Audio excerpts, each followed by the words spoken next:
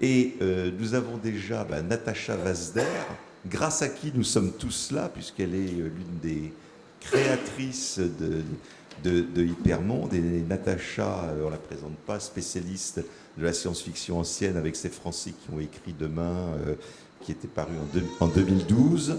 Et puis, elle s'est beaucoup intéressée à Frankenstein, puisque dans un magazine qui s'appelle Leaves, numéro 9 de 2020, elle a co-dirigé un dossier sur Frankenstein dans tous ses états, et elle a écrit c'est Frankenstein intermédiatique, au pluriel. Et à côté de Natacha, nous avons Simon Rio, qui est un grand spécialiste du cinéma, alors, qui se passionne pour les monstres. Il a écrit Alien, la xénographie, qui est une anthologie d'études et d'essais sur Alien, qui est absolument passionnant. Et puis, nous attendons Jean-François Bayon, qui est un spécialiste, qui est professeur des universités, spécialiste de la civilisation britannique, et qui a écrit plusieurs articles tout à fait passionnants sur Frankenstein et les transfictionnalités de Frankenstein, etc. C'est passionnant. Et Nicolas Labarre, qui lui est agrégé d'anglais, professeur de civilisation américaine, et qui a écrit entre autres dans toujours ce numéro de Leaves numéro 9, que je vous incite vraiment à lire, on peut le lire en ligne en plus, voilà, Frankenstein en tant que super-héros. Alors l'article est en anglais, mais c'est tout à fait passionnant. Alors, vu le petit sondage auquel j'ai procédé tout à l'heure, on va se passer de faire un bref historique, Mary Shelley, son roman et tout, vous l'avez lu pour la plupart d'entre vous et tout. Donc on passe là-dessus et on rentre directement dans le corps du sujet, parce qu'évidemment, quand on parle de Frankenstein, on voit Boris Karloff immédiatement. C'est, je crois, l'archétype de l'image du monstre de Frankenstein. Et alors, peut-être, Simon, vous pouvez commencer à nous parler un petit peu, dans le cinéma, des Frankenstein, il y en a eu plein. Il y en a eu plein, il y en a eu, si ma mémoire est bonne, plus de 80 adaptations sur grand écran. Je ne compte pas les séries, je ne compte pas les pièces de théâtre, je ne compte pas les bandes dessinées, je ne compte pas les comics, je ne compte pas les jeux vidéo. Donc il y en a beaucoup. En réalité, même si elles sont nombreuses, il y a des structures qui vont rester quand même assez stables dans le temps. Ce qui est intéressant et paradoxal, et puis on va y revenir plus en détail, c'est que, contrairement à ce qui est écrit dessus, Frankenstein, au cinéma, n'est généralement pas une adaptation de Frankenstein de Mary Shelley. Pour une raison toute bête, et même si c'est un peu contre-intuitif, au cinéma, l'histoire de Frankenstein, il y a plusieurs moments clés de l'histoire du cinéma, est intimement liée à celle de Dracula. Il y a eu une première adaptation en 1910, qui est une adaptation muette, qui, qu'on peut noter historiquement, mais qui ne va pas, on va dire, fonder ou transformer le genre. Et c'est en fait en 1931, Universal se dit « Oulala, mais ça a très bien marché ce machin Dracula, là, vite, trouvez-moi un classique de la littérature fantastique, on va aussi en faire un film ». C'est une veine qui donnera un petit peu après les Universal Monsters, mais donc on se penche vers Frankenstein, nos amis producteurs ouvrent le livre, et là, terreur, Frankenstein est un roman complexe, épistolaire n'est pas le terme, mais qui va alterner les temporalités, les narrateurs, les narrations. Et donc, comment va-t-on faire pour bien pouvoir l'adapter un peu simplement, parce que le but, c'est quand même de faire du cinéma très grand public. Là, on va se retourner vers les précédentes adaptations, qui sont des adaptations théâtrales, et notamment celle de Peggy Wemling, qui a été faite en 1927, qui, elle, avait déjà transformé complètement le récit pour avoir quasiment une unité de temps, de lieu, d'action, etc. Et donc, on va avoir de nouveaux personnages. Igor, l'assistant bossu. On va changer radicalement la focale, c'est-à-dire qu'on n'est plus face aux affres de Victor Frankenstein, le créateur, mais on va parler de la bébête, du monstre. Et on va en parler d'une manière foncièrement différente de celle de Shelley. Et comme cette version de 1931 avec Boris Karloff va avoir un succès planétaire énorme, c'est elle qui va donner là, et puis là je m'arrête là pour tout de suite, mais c'est ce qui fait effectivement la spécificité de tout le pendant des adaptations cinéma, qui après vont se décliner sur plein de modalités, très premier degré, très série B, complètement Z, complètement taré, très respectueuse parfois, mais voilà, le cinéma du coup a créé une espèce d'entité qui est encore aujourd'hui très forte dans la culture populaire, qui nous aura amené à des blockbusters étranges comme I, Frankenstein, ou à des séries Z curieuses comme Jesse James contre Frankenstein. Voilà. Et Abbott et Costello. Oui, Denis Go contre Frankenstein, absolument. Mais voilà, c'est dire comme c'est devenu une figure en fait autonome, indépendante, un peu malheureusement peut-être, et qui a donc à oublier en chemin beaucoup de thématiques inhérentes à l'œuvre de Shelley. Alors, justement, peut-être Natacha, pour rebondir un peu là-dessus, on vient de voir l'immense variété de Frankenstein au cinéma, mais je crois qu'en littérature aussi, les personnages ont été repris, non seulement dans des pastiches, mais utilisés, récupérés dans un grand pan de la littérature aussi. Oui, alors, vous m'entendez là ? Oui, c'est bon, pardon. Ça va là ? Vous m'entendez bien ? Ok. Oui, tout à fait. Alors, pour prendre un petit peu de hauteur, en fait, quand on avait fait le colloque donc avec nos collègues, donc anglicistes à l'université, on s'est posé la question parce qu'il y avait tellement de figures en fait de Frankenstein, alors soit dans la littérature populaire, soit dans la BD, soit dans les comics, au cinéma, que en fait ça prenait des formes et on avait besoin un petit peu finalement d'essayer de serrer ces formes et de voir eh bien quel type de, alors je vais utiliser un gros mot universitaire, mais de mythème est-ce qu'on allait retrouver de Frankenstein. Alors un mythème, qu'est-ce que c'est ? C'est tout simplement ce qu'on appelle les invariants d'un mythe, c'est-à-dire les éléments de l'histoire qu'on va retrouver. Donc, par exemple, on voit très bien qu'entre le roman, si vous voulez, originel de Mary Shelley et puis les versions cinématographiques, eh bien, il y a des mythèmes qui ont été créés au cinéma, mais qui n'existaient pas, vous voyez, dans le roman. Donc ça, ce sont des éléments qui, pour nous, évidemment, sont très intéressants, puis surtout qui permettent de voir comment, en fait, on fait évoluer une figure mythique. La deuxième chose, c'est que Mary Shelley, alors si je vais revenir un tout petit peu sur Mary Shelley, parce que en fait, Mary Shelley, c'est une romancière très importante, alors qui n'a pas une vie, très très gaie en fait. Et c'était donc l'épouse d'un très grand poète anglais qui trouvait que bon, l'activité de sa femme était vraiment mineure. Et malheureusement, dans l'histoire, en fait, sa femme qui a fondé ce magnifique roman, elle est restée complètement dans l'histoire. Alors Mary Shelley, c'était aussi une féministe. C'est quelqu'un qui avait des parents qui étaient très engagés en fait politiquement. Et donc une vraie famille, elle était issue d'une vraie famille d'intellectuels.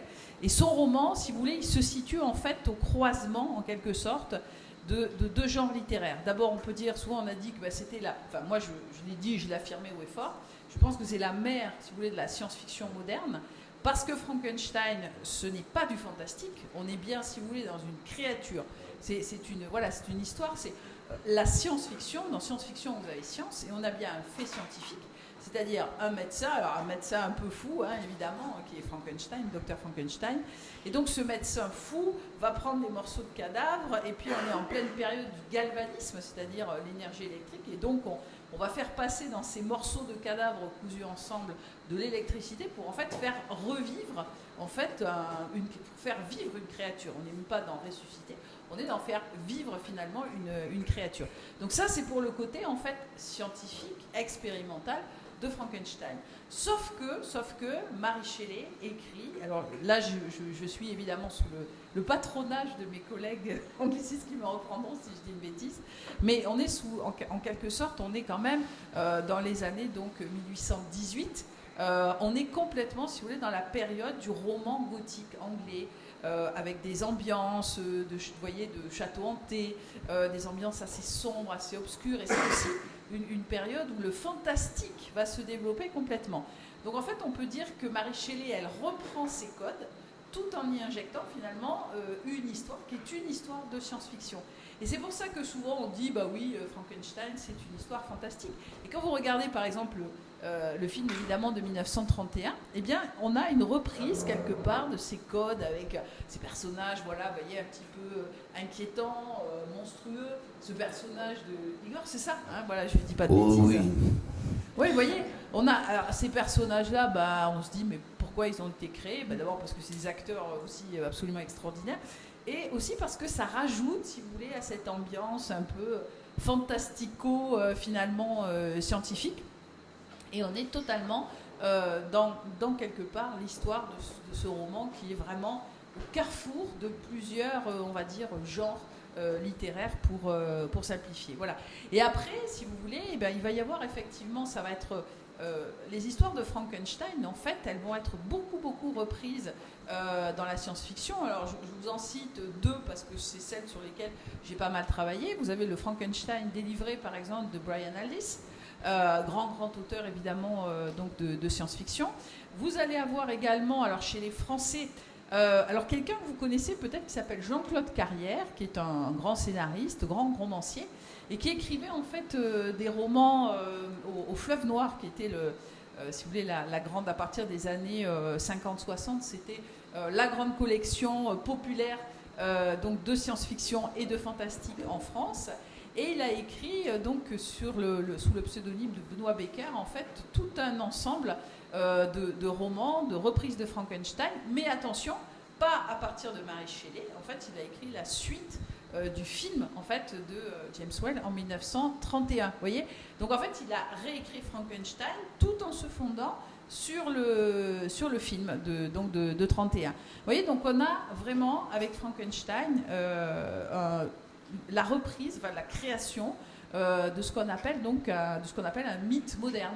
Voilà, un petit peu comme par exemple Sherlock Holmes, Dracula. Ça, ce sont des figures et c'est vraiment une mythologie moderne qui est richissime, évidemment, dans tout on va dire, dans toute la production de la pop culture, même actuelle. Et puis, comment ne pas parler de ce qu'on appelle le complexe de Frankenstein, qui a évidemment été complètement déporté dans la science-fiction, justement sur les histoires, vous voyez, l'histoire de robots, de créatures artificielles, parce que Asimov, dans une de ses nouvelles, donc a identifié ce que lui a appelé le complexe de Frankenstein, c'est-à-dire que à chaque fois qu'il y a des créatures donc artificielles qui ont été élaborées par l'homme ou des robots, eh bien forcément les créatures se retournent contre leur créateur. Et c'est ça le complexe de Frankenstein, initié par Mary Shelley. C'est un peu le péché d'orgueil de l'homme qui ne doit pas créer évidemment ce type de monstre, hein, pour revenir à notre thématique. Et donc, eh bien, ces monstres si vous voulez, se rebellent obligatoirement contre leur créateur. Oui, alors justement, on dit monstre originel de la science-fiction, mais c'est un monstre ou c'est une victime? Je parle de la créature. Hein. Il y a une bascule passionnante, alors qui est peu présente au cinéma, hein, parce que juste pour l'anecdote, le cinéma va entretenir la confusion sur l'identité de Frankenstein, voire même jouer à fond, comprenant que le public avait capté ce nom-là. On va avoir des titres de films qui s'appellent par exemple Frankenstein s'est échappé. Ben, c'est pas Victor qui s'échappe, c'est bien le monstre. Ouais. Donc évidemment, après, mais c'est peut-être toi qui vas développer ça, parce que la littérature, c'est toi. Mais tout simplement, ce qui est passionnant dans le Frankenstein de Mary Shelley, c'est que justement, il y a une bascule. Originellement, dans la première partie du texte, on est aux côtés de Victor qui est traumatisé par la mort de sa mère, si ma mémoire est bonne, et qui veut donc justement percer le secret de la vie. Il n'y a pas la dimension, on va dire, de crime, on va dire, contre Dieu, et en réalité pas aussi présente que ça. Il veut vraiment créer de la vie. Et cette vie, à ses yeux, est monstrueuse. Il est terrifié quand il découvre cette créature qui s'anime. Et puis, le roman va opérer une bascule. Petit à petit, on va comprendre que l'horreur, c'est cette espèce d'hubris masculin, créateur, d'un orgueil absolument dément, qui engendre en fait purement de la pure destruction envers tous ceux qu'il aime. Et si la créature en vient à attaquer et à détruire beaucoup d'éléments de sa vie, c'est pas tant parce qu'elle serait mauvaise intrinsèquement, c'est bien parce qu'elle est la victime du comportement de cet homme. Et là-dessus, la bascule est passionnante, qu'opère Shelley. Oui, alors, pardon, l'idée où il s'était victime et voilà. Monstre victime. Oui. Alors, je crois là aussi, toujours pour revenir sur mon idée de mythe moderne, la créature, elle est présentée bien évidemment de manière monstrueuse par Mary Shelley, parce qu'il faut se replacer quand même dans le contexte du 19e siècle. Et dans le 19e siècle, cette créature-là, fruit d'une expérience scientifique elle-même monstrueuse, ne peut être que monstrueuse. Et je pense qu'après, dans le développement du mythe, et notamment au cinéma, et aussi évidemment grâce à l'interprétation extrêmement fine quand même de Boris Karloff, qui est cet être qui s'éveille à la vie, mais qui est quand même né de la souffrance. Je veux dire, il faut quand même rappeler la source, encore une fois, ce cadavre, ces morceaux de cadavre, donc plus ou moins recollés ensemble, et qui finalement sont à l'origine également des criminels, Donc on est sur un péché absolument monstrueux. Et donc la créature, pour le 19e siècle, et donc la créature de Shelley ne peut être elle-même que monstrueuse, mais en même temps, elle est innocente parce qu'elle a été, je dirais, créée. Et ça, c'est l'idée vraiment absolue, cette idée, si vous voulez, d'innocence finalement, d'innocence donc de la créature, qui en fait plus finalement une victime des humains. Et vous avez une sorte de bascule finalement, aussi bien d'ailleurs dans le cinéma et dans la suite, bien évidemment, des films, qui fait que la créature ensuite, eh bien, elle passe du statut de monstre à l'idée de victime, en fait, expiatoire. Notamment dans la littérature, parce que quelque part il faut détruire finalement cette créature monstrueuse qui est symbole en quelque sorte du péché d'orgueil, de l'umbris comme disaient les Grecs, c'est-à-dire de la démesure en fait de l'homme. Vous voyez, donc c'est derrière cette idée de victime ou derrière en fait cette idée finalement de monstruosité, on retrouve encore une fois, c'est une thématique que vous allez bien évidemment, je pense, souvent retrouvé dans les tables rondes de cette édition d'Hypermonde, que le monstre finalement c'est peut-être l'humain, et l'humain qui a créé bien évidemment donc la créature de Frankenstein. C'est Victor Frankenstein en fait, le monstre. Voilà. Alors ça amène justement à un autre pan que j'allais dire, parce que justement comme vous l'avez souligné, dans le titre même on dit Frankenstein, et donc je pense que beaucoup de gens se sont fait la réflexion, Frankenstein, on voit le monstre originel de la science-fiction, on pense à la créature. Mais le monstre, est-ce que ça n'est pas Victor Frankenstein? Oui, alors, ce qui est absolument passionnant, ce qui est très étonnant, c'est que notamment au cinéma, il va bien y avoir plusieurs tentatives, et des tentatives à succès de faire à nouveau de Victor le monstre. C'est lorsque la Hammer va se réemparer du mythe, et notamment produire ses films avec Peter Cushing dans le rôle de Victor Frankenstein. Et là, Peter Cushing, c'est la figure du savant fou, diabolique, affreux, qui est prêt à tout pour commettre ses méfaits et aller pouvoir gentiment découper des morceaux de cadavres. Ça, pour le coup, c'est une vraie figure qui fait bien de Victor Frankenstein le monstre, il n'y a pas de doute. C'est des films qui vont être plutôt populaires, avoir du succès, et néanmoins, ça n'est pas cette trace qui est demeurée, c'est-à-dire qu'ils n'ont pas pu retourner complètement cette logique-là.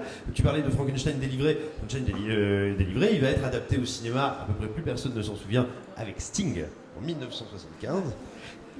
Mais vraiment, je veux dire, et voilà, vous voyez, même moi, à chaque fois que j'y repense, je me dis, mais non, je l'ai rêvé, c'est pas possible. Et qui était justement une volonté, alors ça n'est pas tant fidèle dans le développement du film que dans l'état d'esprit, de recoller un peu à la philosophie du texte de Shelley. Et pourtant, je veux dire, le film va être un petit peu quand même couvert par la presse, il y a Sting dedans, je sais pas si c'est 75 ou les années 80, je dis des bêtises. Et bref, mais et à l'époque, c'est quand même un sacré truc. Ça n'a pas pu contrer, effectivement, l'image au cinéma de Frankenstein étant la créature et non Victor le savant fou. Alors, nous venons d'avoir Nicolas Labarre et Jean-François Bayon. Bon, alors, on a commencé un petit peu sans vous, on a déjà abordé un petit peu des aspects de la représentation de la créature. Bon, parce que j'ai dit, on a l'image toujours de Boris Karloff, hein, évidemment. Simon nous a parlé un petit peu des différentes représentations au cinéma. Natacha nous en a parlé dans les romans et la littérature. Mais je voudrais peut-être profiter pendant que vous êtes là. Il y avait un aspect aussi, la créature de Frankenstein. Il y a eu aussi beaucoup de représentations, je crois, dans tout ce qui est bande dessinée. Donc ça, vous pourriez peut-être nous en parler un petit peu. Oui, alors tout d'abord, en m'excusant platement pour notre retard, c'est vraiment... Désolé. Je suis sincèrement contrit. Gêné. Non, en fait, Frankenstein, en bande dessinée, ce qui est intéressant, c'est que finalement, c'est une figure qui est post-Karloff. C'est-à-dire que le Frankenstein, le comic book, c'est quelque chose qui apparaît dans les années 30 et qui devient en gros populaire à partir de 1938. Or, en 1938, on est dans déjà dans la traîne des films Universal. C'est-à-dire qu'on a passé Frankenstein, on a passé Bride of Frankenstein, La fiancée, on est en train d'arriver vers Son of Frankenstein, on est en train d'arriver vers des films qui sont toujours des films intéressants, mais et un film d'ailleurs, ce qui est assez frappant dans Le fils de Frankenstein, c'est que le savant, créant la créature, dit « je vais fabriquer un Superman, un surhomme, mais aussi un Superman ». Et en fait, cette coïncidence, elle n'est pas du tout perdue pour les auteurs de comic books qui, à l'époque, sont très à l'affût de ce qui se passe au cinéma. Et donc, on va avoir la figure du savant fou, qui va être une des figures récurrentes de ces comic books. On va avoir vraiment une sorte d'engouement qui rejoint l'engouement pour ces films Universal un peu tardifs, dans lesquels on n'est pas très loin de l'autre. On est dans une forme d'outrance, de prolifération, les monstres se rencontrent, on a une logique de crossover. Tout ça va se retrouver dans la bande dessinée nord-américaine au moment où elle commence à se forger une identité et où finalement elle va récupérer le mythe de Frankenstein, mais en s'appuyant pas du tout sur la littérature. Alors souvent on fait le geste, et on dit comme dans le roman de Mary Shelley que vous n'avez pas lu, mais surtout comme dans le film que vous avez vu, et donc vous avez vu de suite il n'y a pas très longtemps, on va vous représenter la créature, et très rapidement, là encore, Frankenstein, ça devient la créature. Quitte à avoir une petite note explicative, un petit capsule narratif, évidemment tout le monde sait bien que Frankenstein n'est pas la créature, mais le savant, mais pour des soucis pour être compréhensible, nous allons quand même l'appeler Frankenstein. Par exemple, donc, il y a une série de Dick Briefer qui s'appelle Frankenstein et qui parle au début brièvement du savant et en rejouant le film et en rejouant le film Universal et qui ensuite, l'air de rien, parle de la créature et uniquement d'elle. En lui faisant endosser plusieurs rôles. Donc c'est vraiment une création qui est postérieure à cette image figée.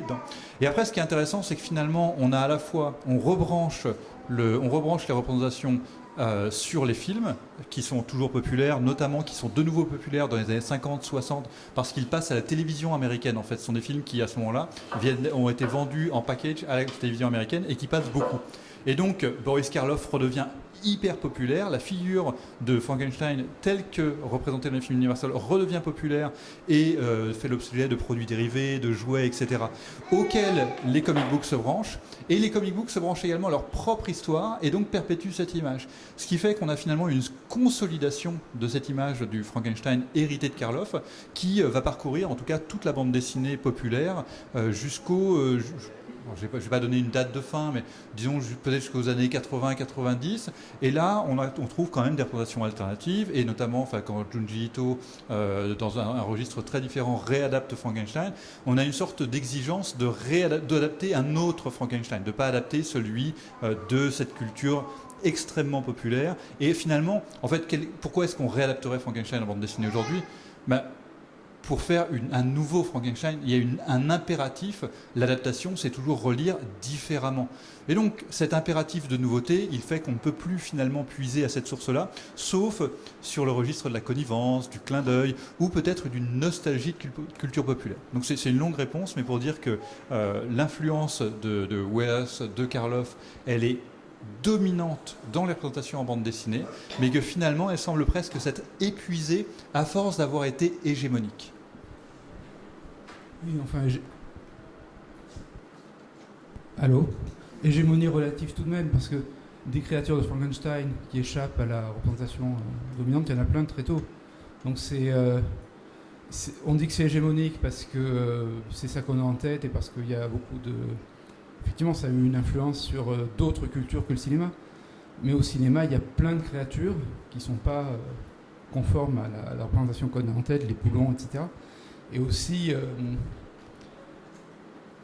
une des explications, c'est que la diversité vient du fait que l'intérêt, c'est pas forcément le monstre. L'intérêt, c'est parfois le savant. Donc le déplacement du regard de la part de certains cinéastes, c'est peut-être de nous dire le vrai monstre, c'est le savant. Donc c'est aussi ce qui fait que la créature va varier pour cette raison-là. Enfin, je pense qu'il y a beaucoup à dire en fait, mais la créature, qu'elle soit conforme ou non à cette représentation-là, existe aussi dans des films qui ne sont pas qui ne racontent pas l'histoire en fait de Frankenstein. Dans les années 70, on a par exemple des films de Ken Russell, où on va avoir la créature je pense à Tommy par exemple, ou à Listomania, donc des films qui sont des films musicaux, où on va avoir des représentations de la créature de Frankenstein qui vont en fait, être utilisées pour véhiculer un message esthétique ou politique, sans que pour autant on ait l'arrière-plan du récit inspiré plus ou moins lointainement du roman de Mary Shelley. L'autre chose, c'est qu'il y a aussi beaucoup de réécritures littéraires de Frankenstein qui vont interférer et qui rendent un peu difficile en fait de revenir à la source comme si c'était l'unique... comme s'il fallait toujours revenir à la source pour penser l'histoire de Frankenstein. Je pense que c'est en fait assez compliqué. Alors justement, Jean-François Baillon, moi je voulais vous poser la question parce que ce qui m'a fait beaucoup réfléchir, c'est après avoir lu votre article Transfictionnalité de Frankenstein. Donc cette image de Frankenstein, effectivement, transcende et elle est utilisée dans plein de choses. Ça parle, c'est rentré complètement dans les cultures populaires et ça parle de toutes les manières. Et vous pourriez peut-être nous en parler un petit peu. Moi, j'ai été fasciné de découvrir qu'il y avait des publicités qui avaient utilisé le mythe de Frankenstein, etc. Donc, peut-être vous pourriez nous parler de ça pour montrer justement à nos amis ici présents l'universalité, en quelque sorte. Je ne sais pas comment prendre ça, parce que c'est vrai que c'est... le titre français du premier film Frankenstein de la Hammer, c'était Frankenstein s'est échappé. Et je pense que c'est un titre intéressant parce que c'est ce qui est arrivé à Frankenstein, quelle que soit la réalité qu'on met derrière ce nom.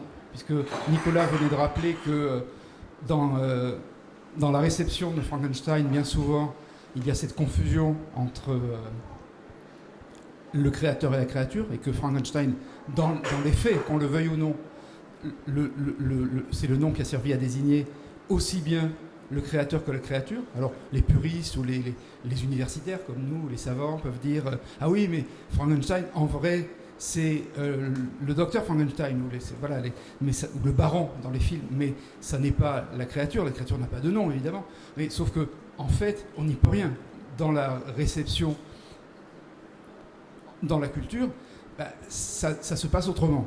Donc ça, c'est la première chose que j'ai envie de dire. La deuxième chose que j'ai envie de dire, c'est que du vivant de Mary Shelley, il y a eu très très vite, entre la première et la deuxième édition du roman, des pièces de théâtre très nombreuses.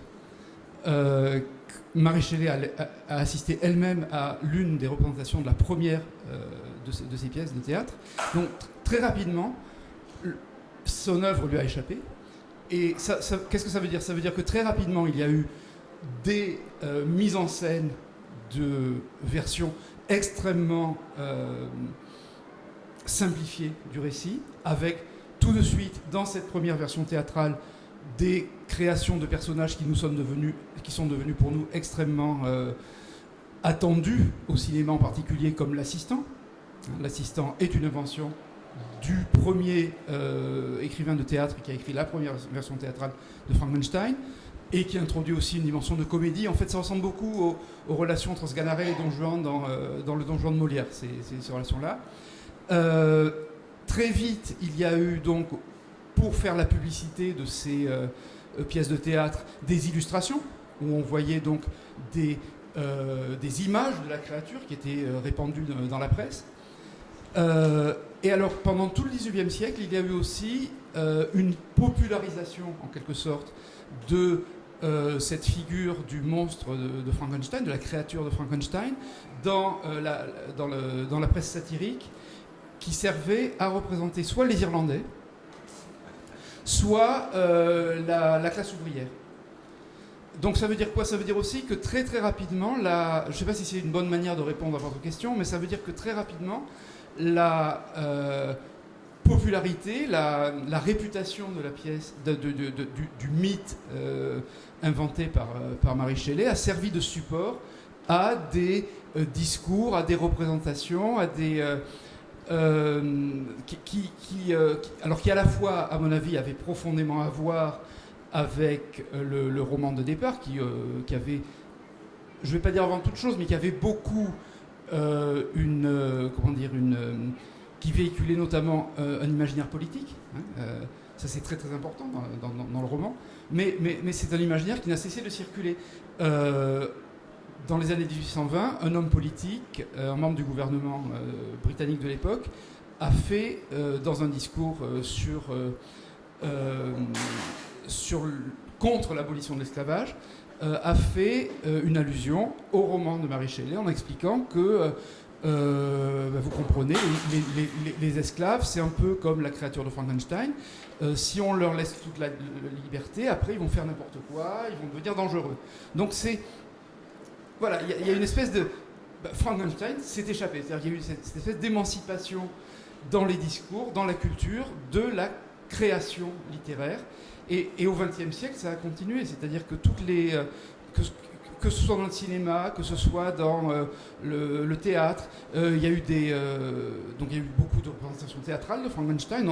Récemment, il y a eu à Londres une représentation très célèbre où Johnny Lee Miller et Benedict Cumberbatch alternativement jouaient le rôle de la créature et de Frankenstein, ce qui, par parenthèse, illustre encore une fois de plus la confusion nécessaire en fait. Je pense que c'est non seulement elle est arrivée de manière peut-être fortuite au départ, mais je pense qu'en réalité elle est inscrite dans le récit.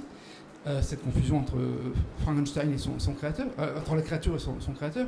Mais on a eu des dessins animés, etc. Donc je pense qu'il y a aussi un phénomène qui ne touche pas seulement Frankenstein, mais aussi la figure du vampire, la figure du zombie, la figure de beaucoup d'autres figures de l'univers de l'horreur, de l'univers gothique. Une espèce de figure d'acclimatation, d'édulcoration, de familiarisation, qui fait que ce sont des personnages qui appartiennent aussi à l'univers des cartoons, à l'univers des... voilà, donc je pense que c'est une longue réponse aussi, je vais l'arrêter là, mais effectivement, quand on commence à essayer de repérer, de collecter des références à Frankenstein dans toutes sortes d'univers d'expression culturelle, commerciale, etc., sans faire de distinction, sans faire de hiérarchie entre le haut et le bas, etc., ça ne s'arrête pas en réalité. On peut trouver des devantures de fast-food qui utilisent Frankenstein, etc. Donc voilà, c'est sans fin. Ouais. Alors justement, et là c'est une question qui en fait s'adresse à tous les quatre. C'est justement, alors, qu'est-ce qui fait que la créature et aussi le créateur, issu d'un roman qui a quand même maintenant 2 siècles, est toujours autant d'actualité et nous parle toujours autant, et non seulement dans le monde occidental, mais partout dans le monde. Je crois qu'on peut aller au fin fond de l'Afrique ou de l'Asie, les gens reconnaîtront quand même Frankenstein. Donc qu'est-ce qui fait qu'aujourd'hui encore, il y a cette universalité? Voilà, je peux démarrer. Bon, je vous ai parlé de mythe, en fait, tout à l'heure. Là, je crois que Frankenstein nous interroge vraiment philosophiquement et éthiquement sur le besoin, en fait, de l'homme. Alors, tout ça, c'est très ancien, parce que ça existait, évidemment, déjà dans les mythes grecs antiques, mais sur notre besoin, en fait, de créer quelque chose qui nous ressemble, c'est-à-dire une créature qui nous ressemble. Alors qui sera, d'après la culture populaire et la science-fiction et le fantastique, qui sera obligatoirement, évidemment, monstrueuse. Mais vous voyez, par exemple, quand on réfléchit au mythe du golem, qui est un mythe de Prague, donc au XIXe siècle, cette espèce de monstre d'argile, un peu une créature finalement très grossière, en quelque sorte. Et donc c'est Frankenstein, après l'ensemble de ces mythes-là, va vraiment interroger en fait la modernité scientifique sur notre capacité, est-ce qu'on peut le faire, et donc comment, et pourquoi est-ce qu'on le ferait. C'est-à-dire quel est l'intérêt de créer quelque chose qui nous ressemblerait, mais qui nous ressemblerait, nous dit quand même Mary Shelley, très grossièrement finalement, parce que c'est un personnage qui est quand même monstrueux, qui est physiquement laid, et le cinéma évidemment a très bien rendu cette notion-là. C'est-à-dire comme une sorte de débauche très grossière, de l'humain. Et donc, à partir de là, je pense que l'universalité, elle nous interroge jusqu'à aujourd'hui. Parce que jusqu'à aujourd'hui, on se dit pourquoi créer finalement des robots qui nous ressemblent? Parce qu'on n'a pas besoin de créer un robot qui est un robot humanoïde. Et qui n'est pas forcément d'ailleurs... là, j'étais à la RoboCup au mois de juillet. Alors, je vous rassure, Terminator, c'est pas pour demain. Hein, voilà, parce que il y a les créatures, enfin les robots, voilà, qui sont notamment mis en place dans les laboratoires. On a un grand laboratoire de robotique à Bordeaux, et Olivier d'ailleurs a remporté la RoboCup pour la 3e fois. Et donc, si vous voulez, finalement ces robots-là, ils sont maladroits, ils sont même touchants. Voilà, ils sont maladroits, au bout d'un moment ils se déchargent, enfin, comme votre téléphone. C'est pour ça que je vous dis qu'on n'est pas encore Terminator, c'est pas encore pour demain. Voilà. Et donc, pourquoi créer des robots qui nous ressemblent? Pourquoi la science-fiction, depuis, alors je pourrais citer Roure par exemple, la très célèbre pièce où Karel Čapek a inventé le mot robot? Pourquoi est-ce que finalement on va créer là encore des créatures qui ne sont pas des créatures robotiques d'ailleurs, mais qui sont des assemblages de plasma? Pourquoi veut-on à tout prix créer quelque chose? Est-ce que c'est pour nous remplacer? Alors évidemment, Marie Shelley, sa réflexion ne va pas aussi loin. Mais aujourd'hui, dans le mythe, on en est là. C'est-à-dire qu'on va créer des robots, on est en train de développer une IA, une intelligence artificielle, et en même temps, on se rend compte que l'intelligence humaine est en train un peu de péricliter. Donc on se dit, il va peut-être falloir la remplacer, donc on va créer une intelligence artificielle. Voilà, donc de Frankenstein à l'IA, moi je trace vraiment une ligne, une perspective qui nous interroge sur pourquoi est-ce qu'on crée finalement de tels monstres. Oui, En quelque sorte, il y a quelque chose... Est-ce que Frankenstein aurait pu être écrit bien avant? Non. Frankenstein n'aurait pas pu être écrit un siècle plus tôt. On n'aurait pas pu penser Frankenstein de la même manière, le texte, bien plus tôt, parce que tout simplement, penser un créateur qui s'affranchisse à ce point-là de l'idée de transcendance, de divin et de Dieu, ça n'est pas possible avant. De même que il y a eu plein de discussions, alors c'est un tout autre sujet, mais vous allez voir ce que je veux dire, de discussions sur, par exemple, est-ce que Gargantua, est-ce que Rabelais était un auteur athée? Non, parce qu'à son époque, on ne peut pas concevoir l'athéisme. Donc il avait peut-être une conception différente de la religion, de la liberté, mais on ne pouvait pas penser l'athéisme. Avant Frankenstein, avant l'époque de Frankenstein, on ne pouvait pas penser comme ça. C'était pas possible. Et donc Frankenstein arrive vraiment à l'heure, pile poil au bon moment. Même s'il est encore sous-titré le Prométhée moderne, en réalité, l'humain n'affronte plus les dieux. C'est l'humain maintenant, le créateur, qui va faire face à sa création. On ne pouvait pas concevoir ça avant. Et donc la proximité entre ce moment de bascule, le moment où le potentiel lectorat est capable d'appréhender ça et de s'y intéresser, où quelqu'un peut l'écrire, fait que l'œuvre devient fondatrice. Un petit peu, alors dans une moindre mesure, mais moi c'est une comparaison à laquelle je tiens beaucoup, et là ça n'a plus rien à voir avec le cinéma, avec un texte français de Villiers de l'Isle-Adam qui s'appelle L'Ève future.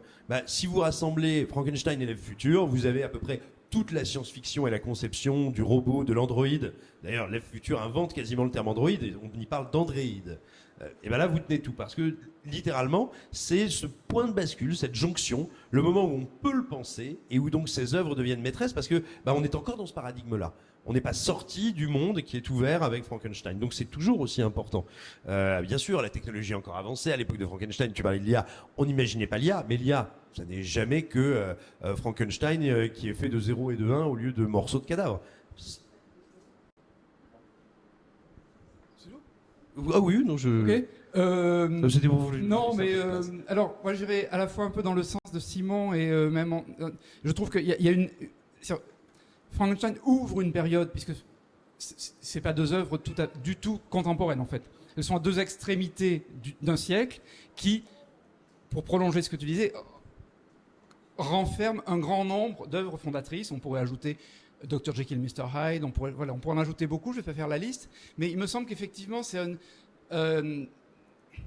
on est d'une certaine façon les héritiers, ou on est redevable à un très grand nombre d'écrivains, entre Marie Shelley, Villiers de l'Isle-Adam et beaucoup d'autres, qui ont fondé un imaginaire que nous ne cessons de réexplorer. La preuve, c'est qu'on a aussi beaucoup de nouvelles adaptations de temps en temps de Jekyll et Hyde, etc. Après, il y a des différences, évidemment, parce que Jekyll et Hyde expérimentent sur lui-même. et exprime la division du moi.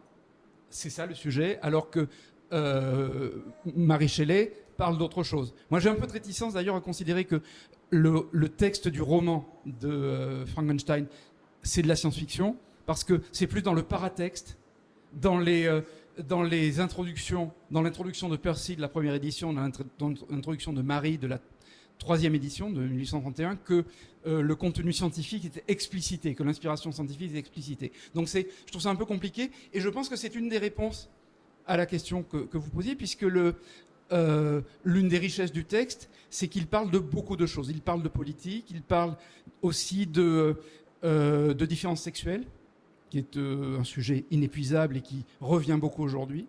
Voilà, donc je pense que chaque époque va éprouver le besoin de revenir à cette réserve imaginaire que nous procure Mary Shelley pour la réactualiser. Et c'est d'autant plus, et c'est là que c'est important de se rendre compte que dans le texte lui-même, il y a en fait peu de précision apportée. Et c'est un texte à trous.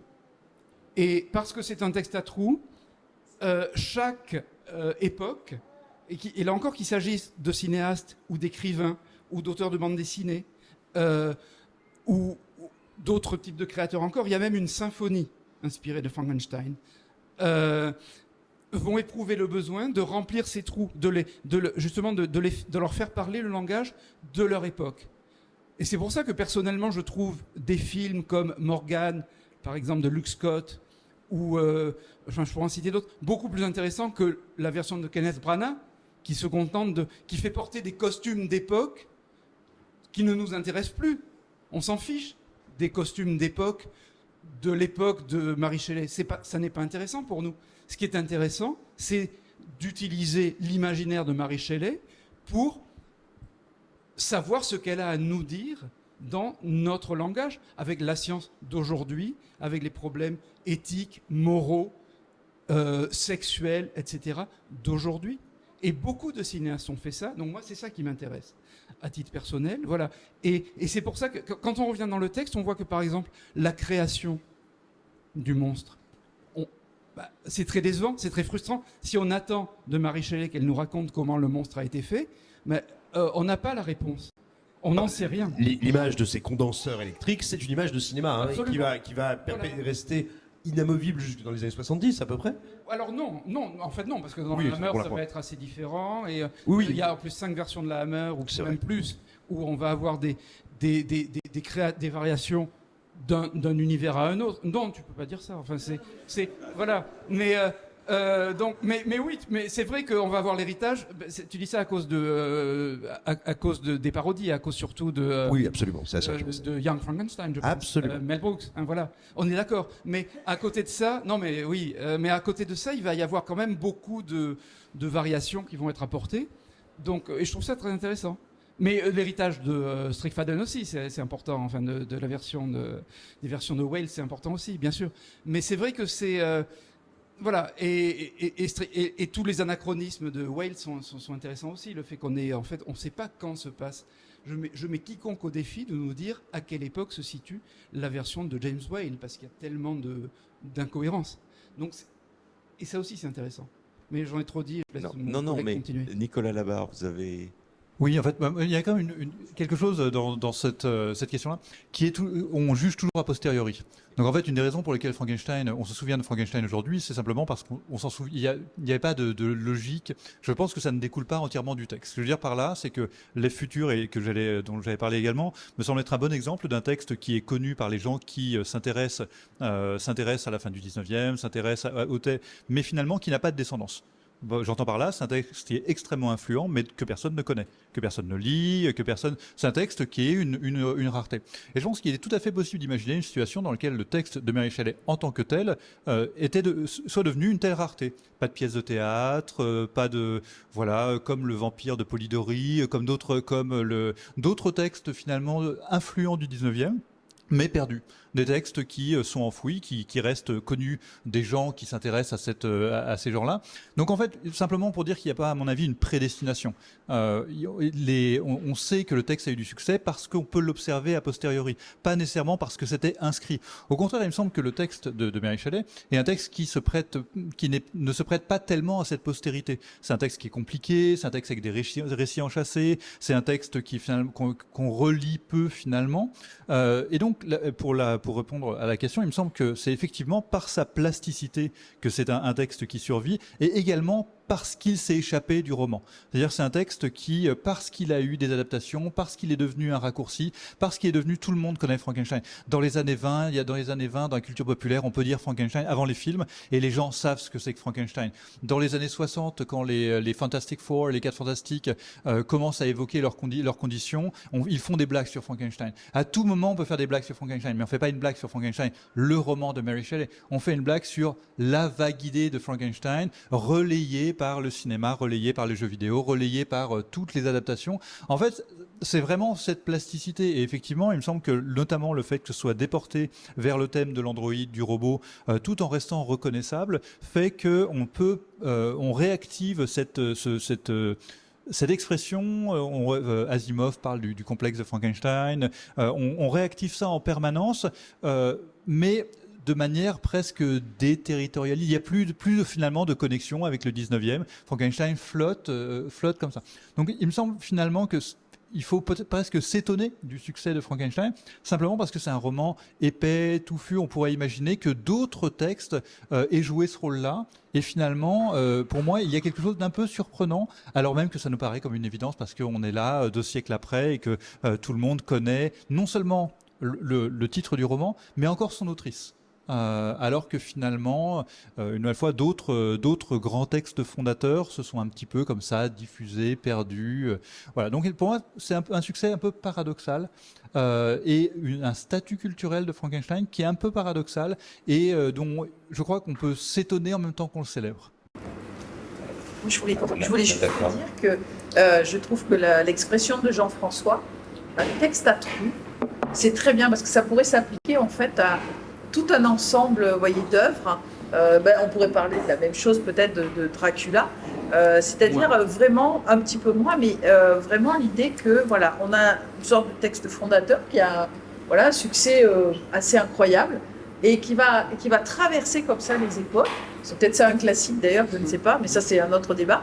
Mais en tout cas, qui va traverser les époques et être comblé en fait avec ces espèces de trous d'interrogation, qui va être comblé en fait par les interrogations de l'époque dans laquelle il se trouve. Donc c'est vraiment intéressant, je trouve, comme idée à garder aussi pour le public. Une œuvre plastique qui s'adapte à peu près à toutes les époques. Oui.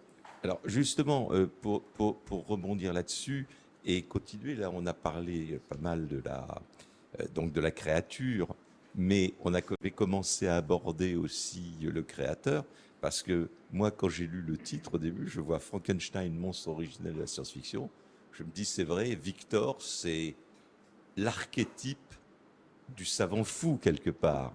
Et est-ce que, alors ma question, et qui là aussi s'adresse à tous les 4, c'est justement Victor Frankenstein qui effectivement devient baron, parce qu'évidemment, ça peut être qu'un noble pour avoir les moyens de faire ça, etc. Et vouloir s'élever dans la hiérarchie. Mais est-ce que, justement, Victor Frankenstein n'est pas aussi quelque chose qui parle à toutes nos peurs de la science? On a évoqué l'intelligence artificielle parce que c'était la mode, mais il y a les robots, etc. Et aussi le cloning, enfin tout ça. Donc la création de la vie, de toutes ces chimères que l'on crée en mélangeant des gènes d'animaux différents, etc. Donc est-ce que ça n'est pas ça aussi qui fait aujourd'hui encore le succès de Frankenstein? C'est cette peur qu'on peut projeter. Vous parliez de trous, effectivement, et donc là on peut remplir un trou. On se dit, mais déjà il y a 2 siècles, et aujourd'hui encore, Victor Frankenstein, on le voit dans un labo aujourd'hui, hein. Il se régalerait d'ailleurs. Mais absolument, puis cette figure du créateur possiblement destructeur, inconscient, dévoré par son hubris, par son projet, et qui pourrait soit, on va dire, perdre l'humanité symboliquement, soit la perdre complètement, c'est encore une figure très forte. Il suffit quand même de voir, il y a quelques mois maintenant, enfin quelques semaines, il y a un film dont il n'était pas évident de parier que ce serait un succès international, et quand bien même on s'attendait à ce que ce soit un succès, personne, en tout cas moi dans mon cœur de métier du côté de la critique cinéma, pourtant on voit un peu comment fonctionne le box-office, personne ne pensait que ça pouvait être un succès planétaire, c'est Oppenheimer. Comme savant fou, enfin je veux dire, je juge pas l'homme, je parle bien du film, hein, et je juge pas la qualité du film non plus, mais comme figure du savant fou, parce que c'est quand même ça, ce qu'il ne cesse de répéter pendant tout le film, c'est j'ai peut-être détruit l'humanité, j'ai peut-être enclenché la mécanique inarrêtable, inexorable, inéluctable qui va nous mener à notre perte. Alors oui, c'est pas Frankenstein, bien sûr, évidemment, je tire les câbles un petit peu jusqu'au bout, mais quand même, on est bien dans une figure, et je pense que si elle résonne aussi fort avec le public, pour que les gens soient allés voir quand même un festival de scientifiques en train de parler physique quantique devant des tables en formica pendant 3 heures, c'est bien que cette figure du savant fou, elle fait vibrer en nous quelque chose qui est toujours très fort, qui est symboliquement très actif. C'est justement, ça n'est pas comme Kenneth Branagh qui est le grand thanatopracteur de la littérature britannique, qui dévitalise tout ce qui touche et qui dit retournons en arrière, c'était tellement bien, puis ça je sais faire. Et voilà, c'est que là tout d'un coup, on voit que ces figures sont encore actives, qu'on peut les revisiter et leur donner du sens. Parce que et moi je suis pas un grand amateur du biopic de Nolan, mais ce que je dois lui reconnaître, c'est qu'il travaille sa forme à nous faire oublier qu'il est en train de faire un film d'époque extrêmement rigide, extrêmement codifié, et il essaye de la faire exploser de tous les côtés. Et au milieu, il ne reste plus que ça, plus que cette figure du savant fou, et du savant fou, en tout cas du savant torturé, et même physiquement, le comédien qui l'interprète, Cillian Murphy, dans la manière dont Nolan le filme, le met au centre des plans, on n'est pas, encore une fois, je tire les câbles un peu fort, mais quand même, on n'est pas radicalement éloigné de la représentation de Peter Cushing dans La Hammer, qui est ce scientifique émacié, on sent dévoré de l'intérieur par moult questionnements. Enfin, il y a des passerelles qui sont pas inintéressantes. Je peux rebondir là-dessus parce que je m'attendais pas à ce qu'on parle d'Oppenheimer, mais alors d'une part, Cillian Murphy, c'est quand même lui qui jouait The Scarecrow dans la trilogie du Dark Knight, et il y a une réplique du Dark Knight qui est répétée presque à l'identique dans Oppenheimer, qui est la réplique qui est tirée de la Bhagavad Gita, où il dit j'apporte le chaos, etc. Et on a ça dans The Dark Knight Rises également, où il y a aussi la bombe atomique. Donc c'est quand même, je pense que ça va tout à fait dans le sens de ce qui vient d'être dit. D'accord. Bah, l'heure tourne et je voudrais pas qu'on décale la table ronde suivante, mais on a peut-être 5 minutes pour des questions. Je crois qu'on a fait déjà pas mal le tour du sujet. Mais donc, si vous avez des questions, profitez-en, c'est le moment.